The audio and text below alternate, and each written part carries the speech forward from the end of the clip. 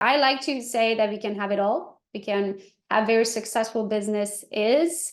We can have a healthy marriage. We can have a healthy weight. We can have healthy relationship with our children. We can have friends and have time for our friends.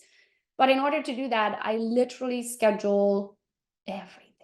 Like I literally schedule time with my friends, because if I don't put it in my calendar, somebody else is going to take the spot. Number one thing you have to figure out, when do you work?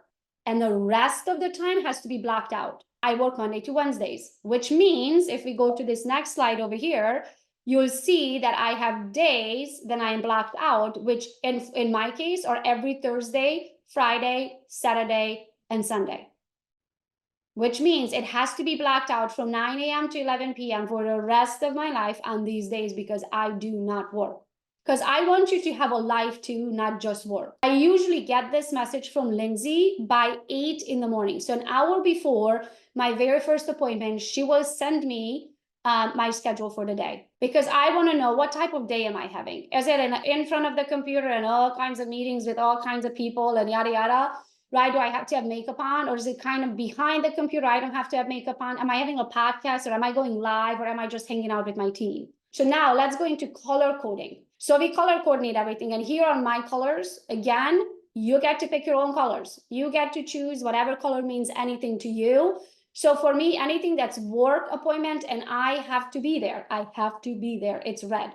So that's a work appointment. If it's a blue appointment, that means it's an appointment with my boys or the family. So I have 2 boys. So anything family or my kids related, it's blue on my calendar, because I know those are my boys. So what colors you use is going to be up to you, because you're going to have to remember what each color means. Let's talk about reserving slots in your calendar and how that gets done. My schedule is out for the public, meaning so many people can book in my calendar for so many different reasons. And that is the thing that I'm going to teach you today.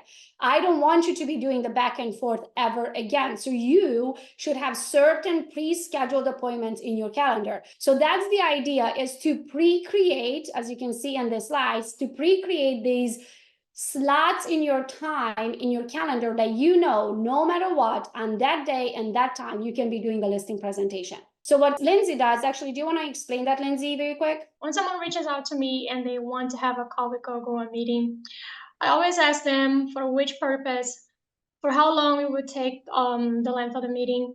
And I go to Gogo's calendar and I block a few options, a few dates and times. I really block them, and then I go to my email and respond to them with that dates and times. Once they choose their preferred time and date to meet Gogo, I go to Gogo's calendar, I send them an invitation, and I remove all the other spots that I blocked. Because if I don't block those times, I give them 3 options, but then let's say that someone else book a Let's Talk XP with Gogo, and then that person just choose the same date and time. So that is a problem. And I can't, manage that way. I have to really ensure that I have those spots blocked and give them as an option. And then when they choose, I go there and I remove the other ones, and the exact one that they choose, I just send them a calendar invite. If you have an assistant, or I should say, if you don't have an assistant, right now at the moment, this doesn't apply to you, which also didn't apply to me, because you can just go into Calendly and create a general meeting, right? And then just have that link and just say, hey, absolutely jump into my calendar, right? And you send them that and they can jump in there and pick a spot. So who has access to my calendar? So Christy and Lindsay. So you guys all know of my Christy, right? She's been with me forever. Originally, she was helping me with everything, and now Lindsay is my executive assistant. But Christy and Lindsay, they both have full access to my calendar. Everybody else, they just kind of have, like, many of my VAs don't have access at all to my calendar because they don't need it for their jobs, right? But like, for example, my Gogopreneur show, right, which is turning into a podcast now.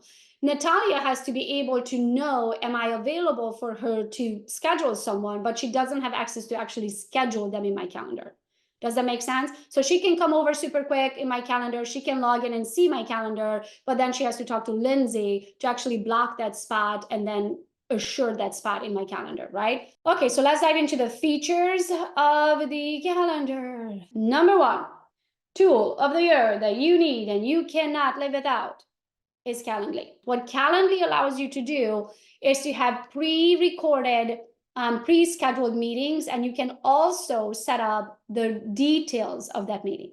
Now, how you can share your calendar link. After those links are created, you can build it into your website. You can have it as a shortcut on your phone. For example, if you ask me for the apartment with the link, the EXP, let's talk EXP, I literally just push PP on my phone and it automatically sends you the link. The other good thing about Calendly is that it has its own built-in email or text follow-up system, right? So you don't have to, as soon as the appointment is created, the reminders go out. Okay, so go get it done, guys, so you can automate your life. And then don't forget to block your calendar for the times, because if not, you're going to have some surprise appointments in there. You're going to have an oh shit moment daily.